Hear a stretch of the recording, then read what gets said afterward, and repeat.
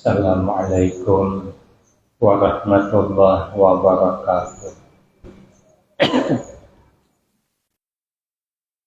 Bismillahirrahmanirrahim.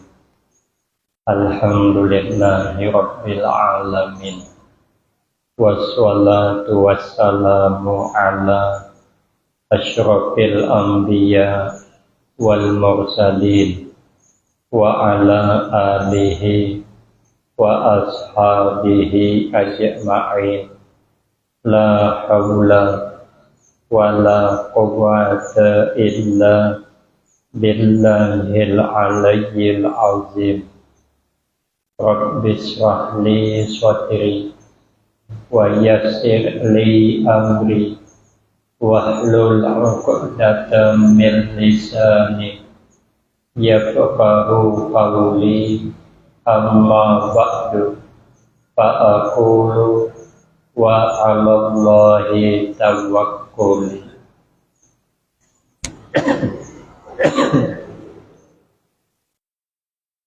Ma'asyiral hadirin, jamaah yang mulia, diceritakan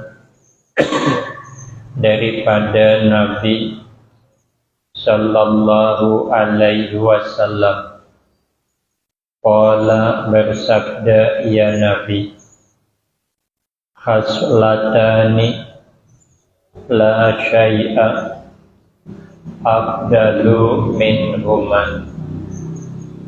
Ada dua macam perkara, yaitu tidak ada sesuatu yang lebih utama, yang lebih afdal daripada keduanya. Khaslatan, daripada keduanya perkara, yang perkara ini sangat afdal. Tidak ada sesuatu yang melebihi dua ini. Yang pertama, al-iman billah, beriman kepada Allah. Orang beriman itu semua perkara yang dihadapinya semuanya baik.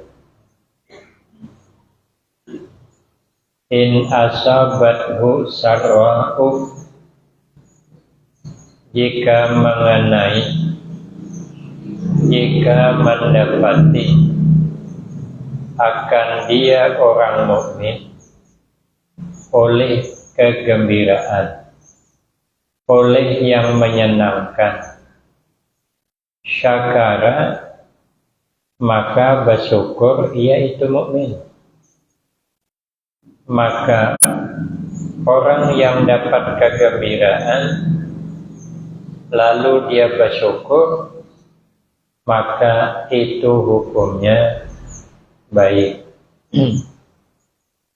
Tapi wa in asabathu darra'u sabara, dan jika menimpa kepadanya kemudaratan, kemelaratan, kesulitan, lalu bersabar dia, maka sabar itu bagi orang mukmin khair, hukumnya baik.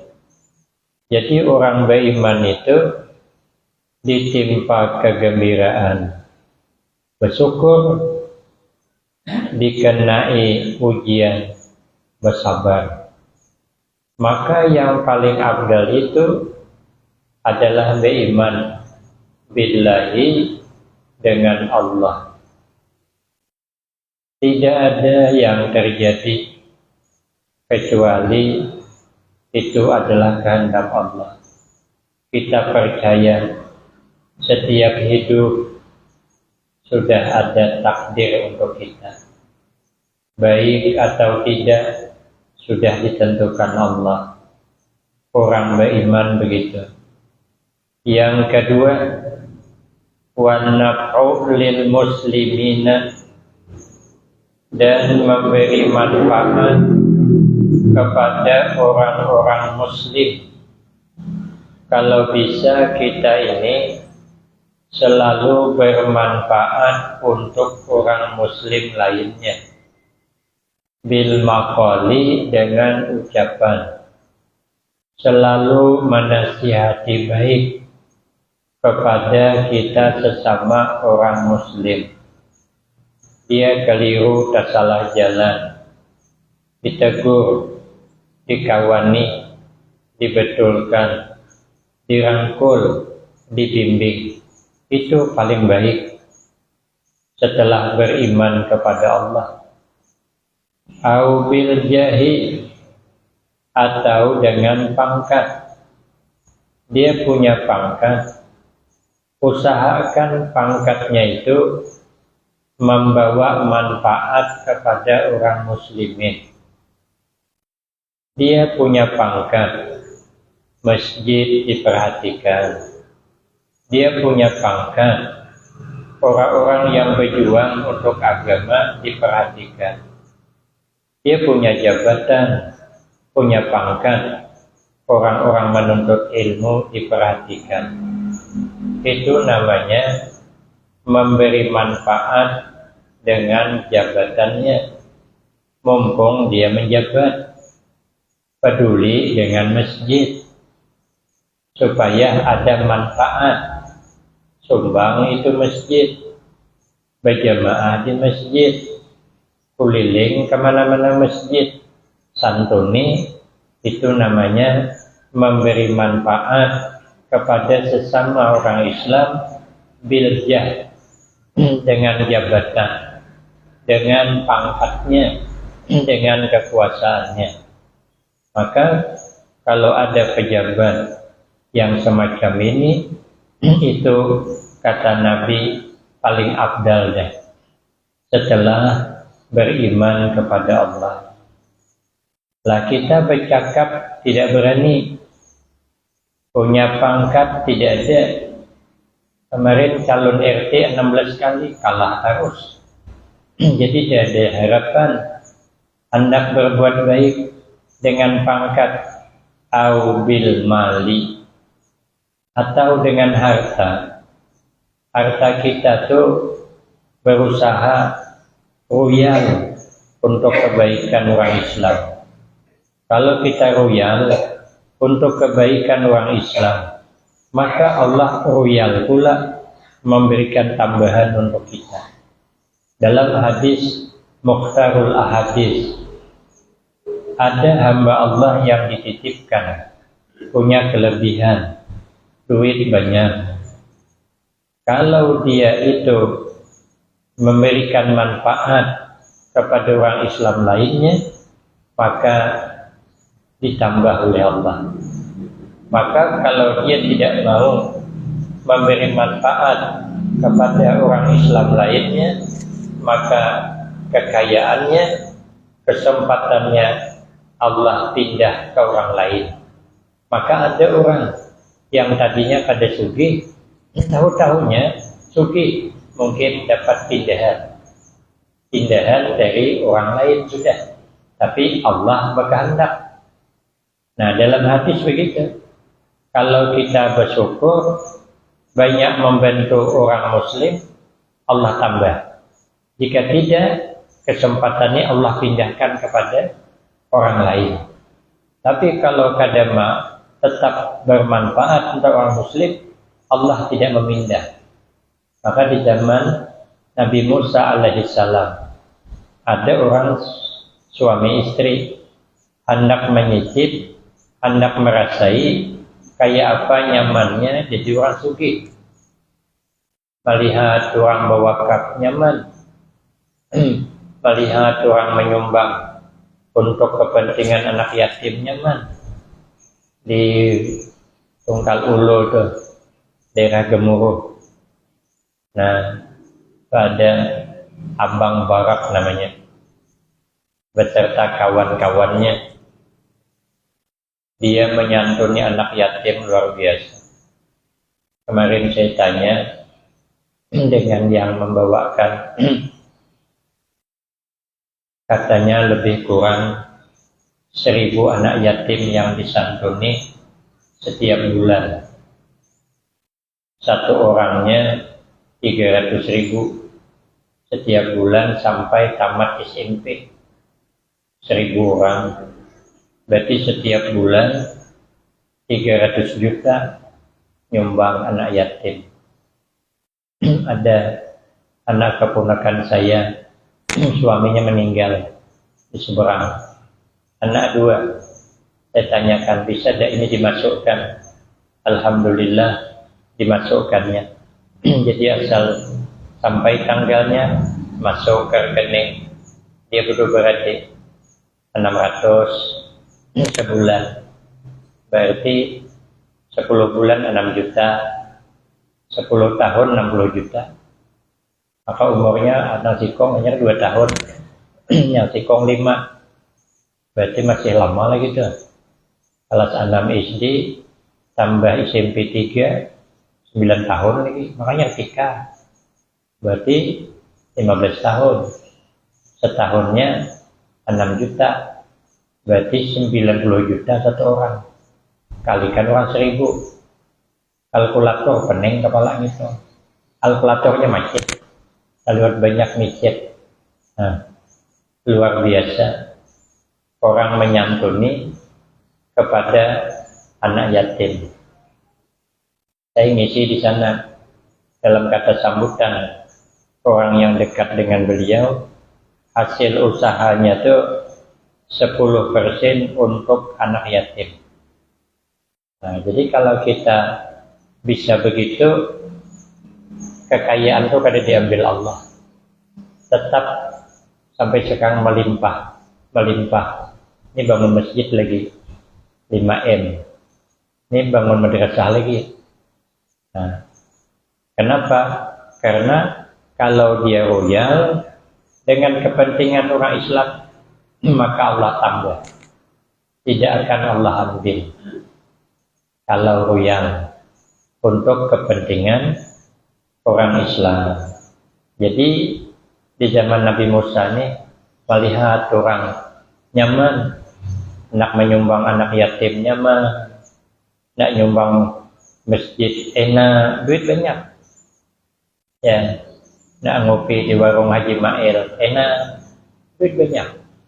Berapa yang ada ngopi bayarkan, karena duit banyak. Nyimpan ngalih, lemari penuh. Buku rekening 10 kali berganti dah. Apa banyakkan masuknya, kan nyaman. Lalu datang kepada Nabi Musa alaihissalam, minta didoakan agar menjadi orang sugih. Untuk nyicip cuman kada usah lama, 6 bulan aja. Nanti budikakan miskin pula. 6 bulan jadi orang sugih. Lalu Nabi Musa munajat kepada Allah, berdoa agar orang ini sugih. Sekali dikabul Allah. Bukan 6 bulan, tapi janjinya setahun. Lebih 6 bulan dah, baru berniat baik, ditambahi Allah dah.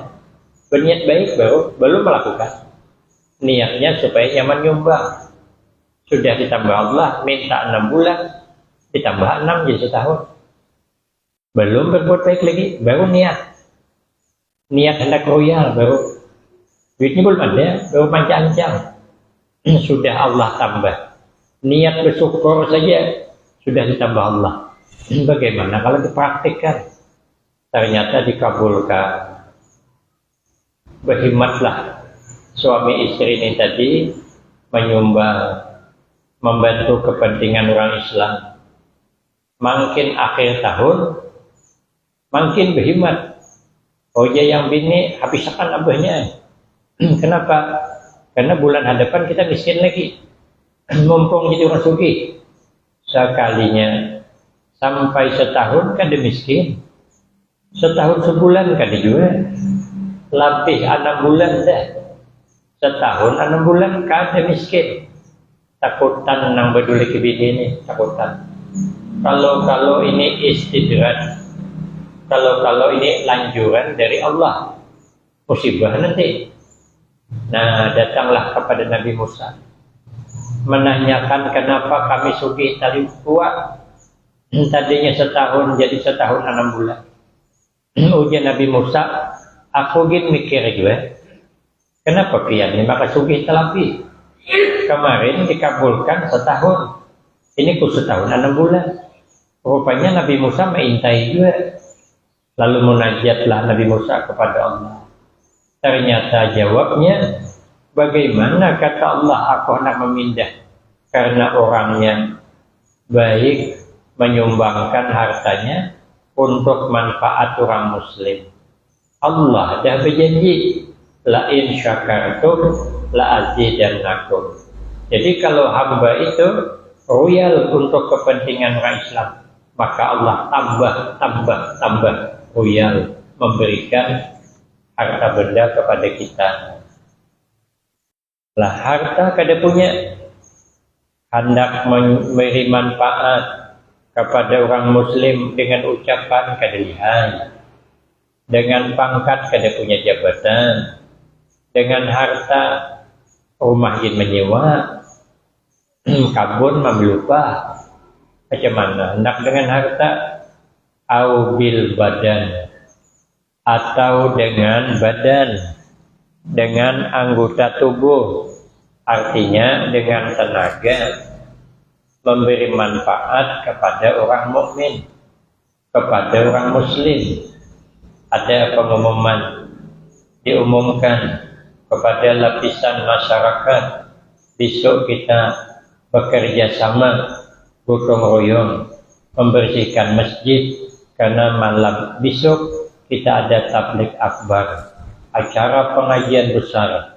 Nah itu kita yang sehat punya tenaga, datanglah, gulung tikar, tapas, kemudian didadai, celumut kepala, itu namanya bil badan, dengan tubuhnya, dengan tenaganya.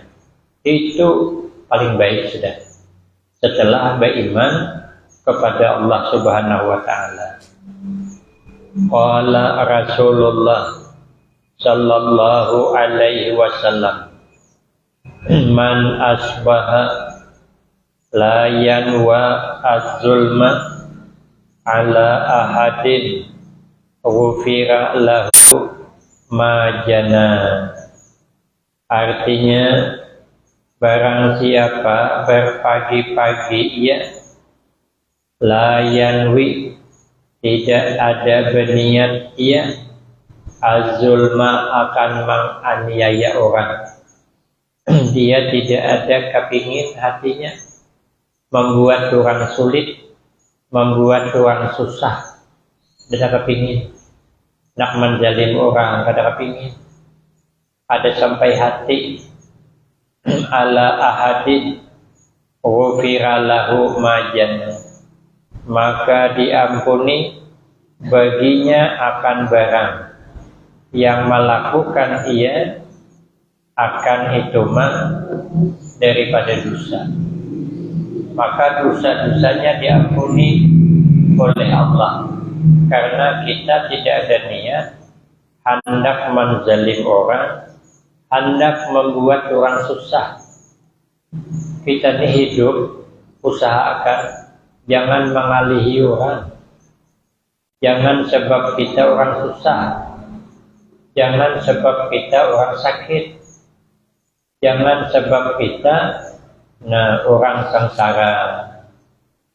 Jangan mengalihi orang namanya.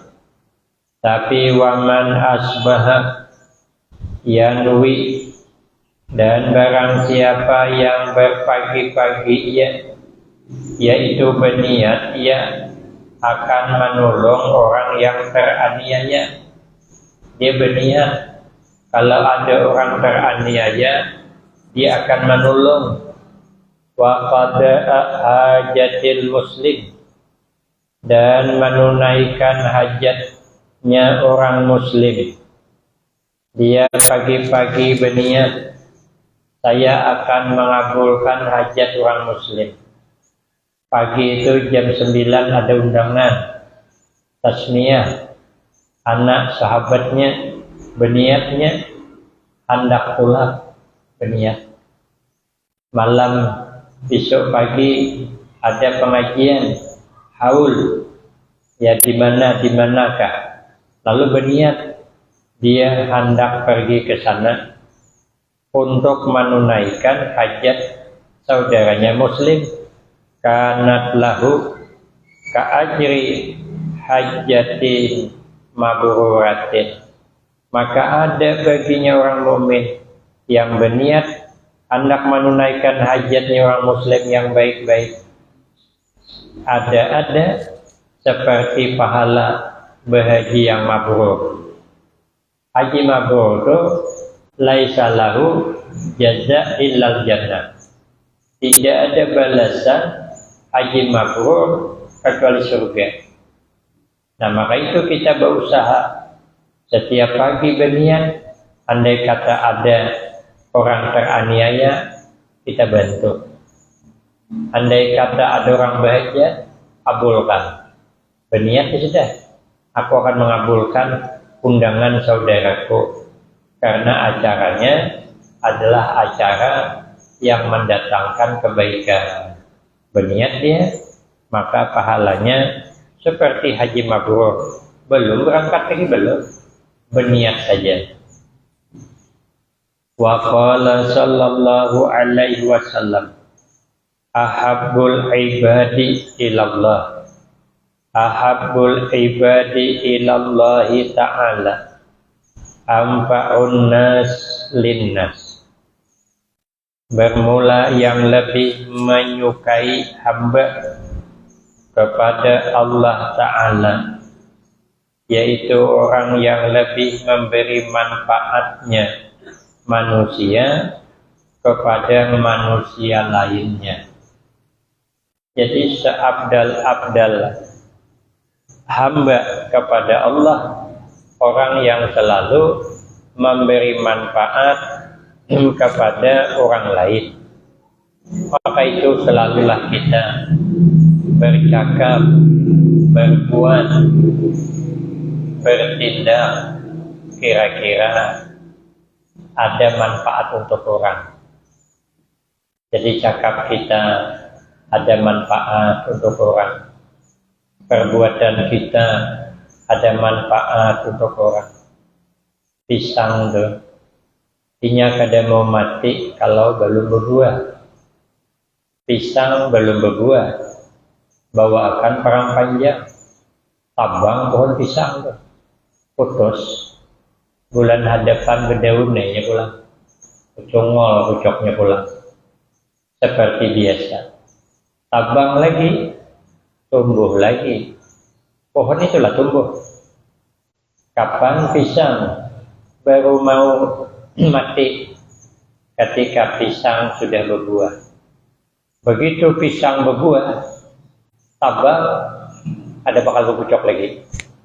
Kalau ada pisang berbuah tabang berpucok pulang, langsung viral. 6.000 penontonnya. Masukkan ke YouTube, ada pisang ajaib, sudah berbuah di tabang, berbuah pulang. Tabang berbuah pulang. Itu di dalam surga. Dalam surga ada, begitu dipanen berbuah lagi, dipanen berbuah lagi. Itulah orang yang membelanjakan harta untuk di jalan Allah. Di dunia tidak ada. Nah, jadi pisang itu selalu memberi manfaat untuk orang lain.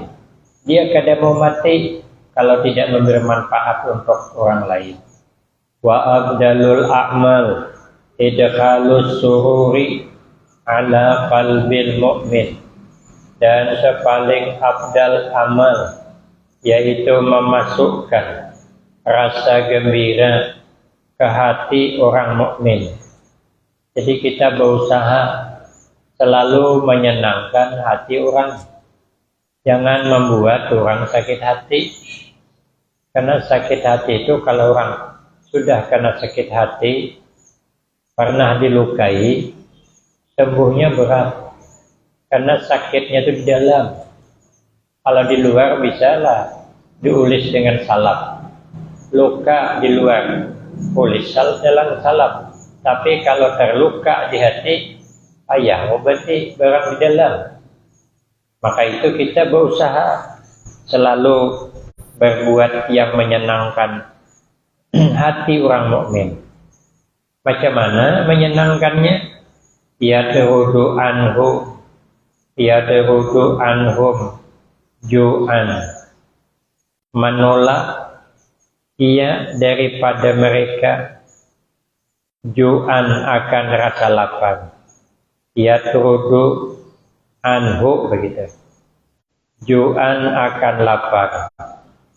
Jadi kita berusaha kalau orang lapar dihilangkan laparnya, dikasih makan, mengasih makan orang lapar sesuai dengan seliranya, haram jasadnya disentuh api neraka. Maka itu kita berusaha memberikan makan kepada orang yang lapar. Au yaksifu anhu korban, atau melepaskan ia mukmin daripadanya akan kesusahan. Jadi kalau dia merasa sempit kehidupannya, bantu, buka, hilangkan rasa sempit dalam kehidupannya.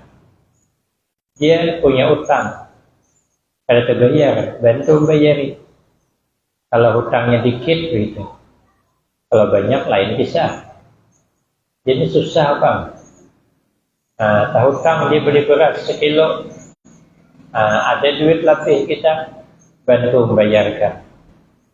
Jadi yang bagus itu selalulah menggembirakan kepada hati sesama kita, apalagi orang yang membutuhkan. Umpatinya ke pasar, bawa minum, jatuh dia ketemu di pasar sayur pula, nukar dia labu sehiris, ambilnya bayam seikat, jagung sebiji, tomat sebiji. Begitu dia bayar, Pak, jangan diterima, gabung punya saya. Atau senang dia tuh. Terpikir dia menyesal ngambil bayam jagung seikat. Siapa tahu tadi ambil cabai sekilo, cuman kita tahu dibayarkan. Diperhatikannya oleh orang susah tadi, narkoba tadi di pasar ikan, ikut ya gitu juga. Nyaman dibayar ikannya pulang. Ambilnya ikan gulama sekilonya pelan-pelan, yang ambilnya kan banyak ada. Bayar ikannya pulang, Pak, gabung sama saya. Ambilnya pulang. Ikan bulayak mata, bayarkan orang pulang. Ya, kalinya ambilnya bawal yang kayak piring ganal kan. Ya. Biarkan lagi. Kalau ikan kecil bayarkan, kalau ikan ganal biarkan, jangan dibayari lagi. Ini memang akad ini.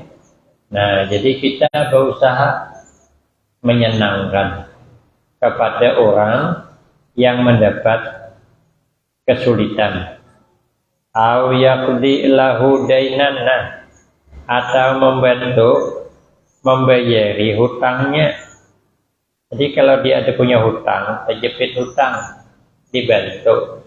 Macam mana membantu? Berikan waktu lagi.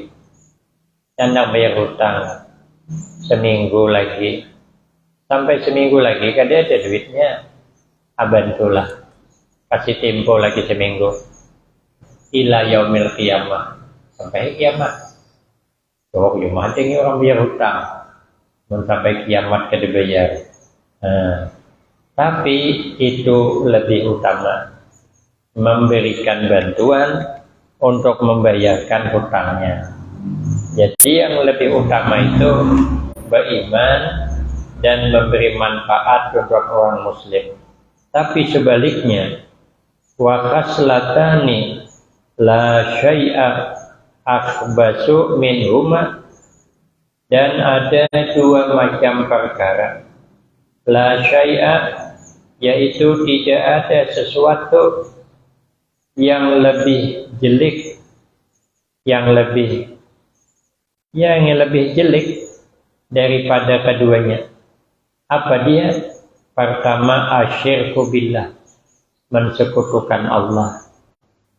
Dalam etikat apalagi. Dalam amal aja kada boleh mensekutukan Allah. Karena kalau mensekutukan Allah dalam amal, itu termasuk syirik khafi.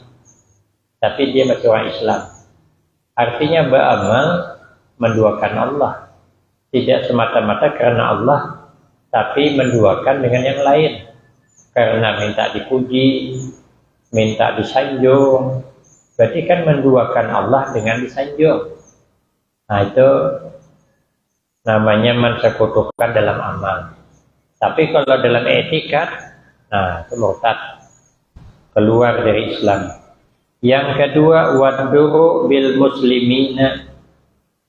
Yang paling jelek itu sudahlah mensekutukan Allah, membuat pulang, membuat mudarat, membuat susah kepada orang lain.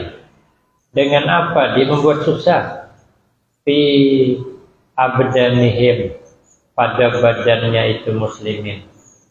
Orangnya jagau, wani banget.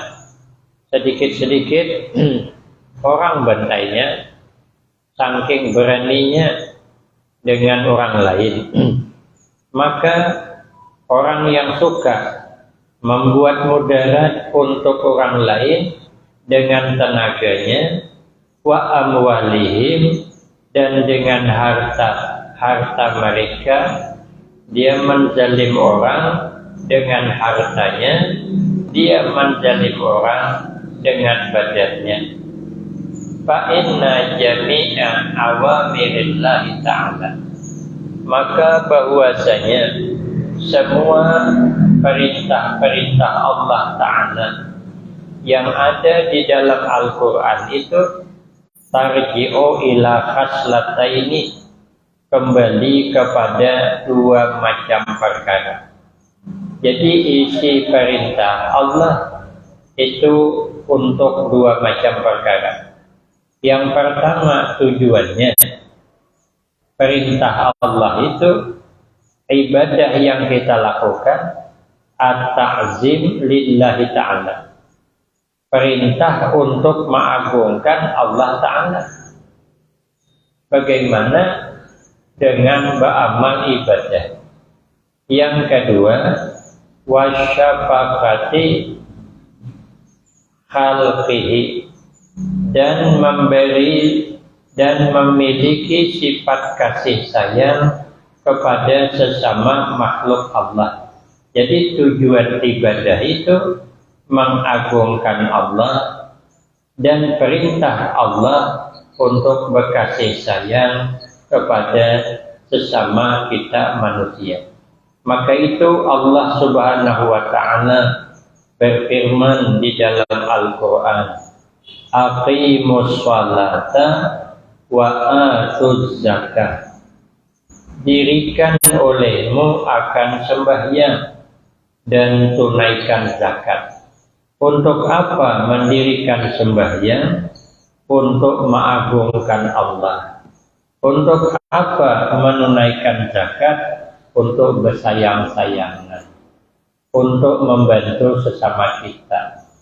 Jadi hubungan dengan Allah baik, hubungan dengan sesama kita baik.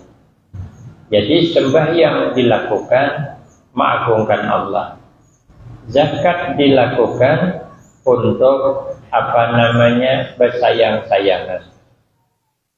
Uskurli wali walidaika, kata Allah, bersyukurlah olehmu kepadaku.